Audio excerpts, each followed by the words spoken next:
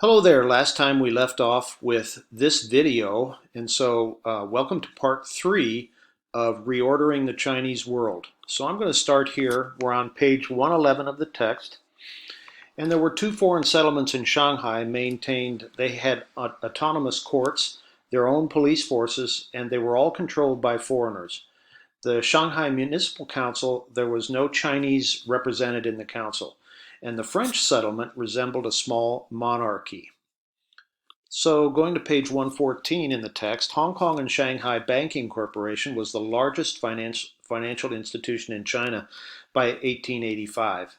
And there's a guy, Boon Ha, who was an overseas Chinese in Burma, and he invented Tiger Balm, which is like a cream that you wipe on a sore spot to help it heal.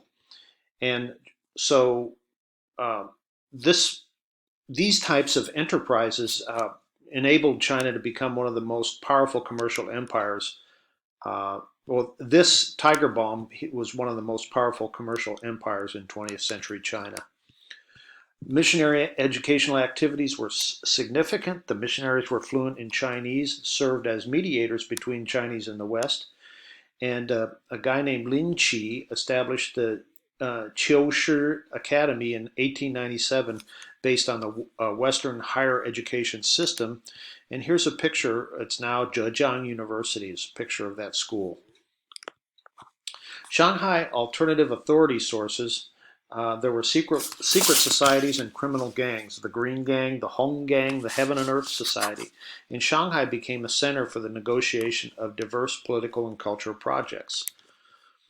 The opium was the highest value in trade between Britain and China from 1840 to 1860, and the economic crisis brought on by the import of opium brought the Qing dynasty very close to collapse.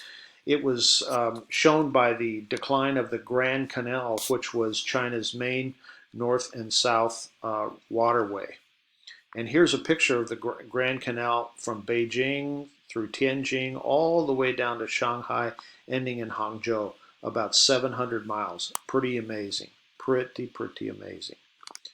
So railway construction accelerated, and by 1911, the end of the Qing dynasty, there were 9,300 kilometers of railroads. The rural villages in the interiors did not participate in this infrastructure. Railroads were under foreign control and management. Coastal areas became wealthier, interior became more impoverished. The internal economy, handicrafts, and agriculture disintegrated. So you really see the downfall of the Qing now. China slipped into an economic crisis lasting over a century. Capitalism was equated with foreign imperialism and exploitation. So we'll see this. China's isolation after 1949 was a necessary period of unlocking indigenous sources. So China's population in the late 19th century was an unsustainable 400 million.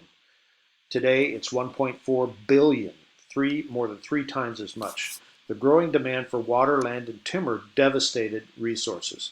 The Yellow River changed course in 1885, destroying high agricultural areas. And here's a picture of the Yellow River, okay? And that's how it's related to Beijing. So I'm going to stop here with this video, and we'll take it up in the next section.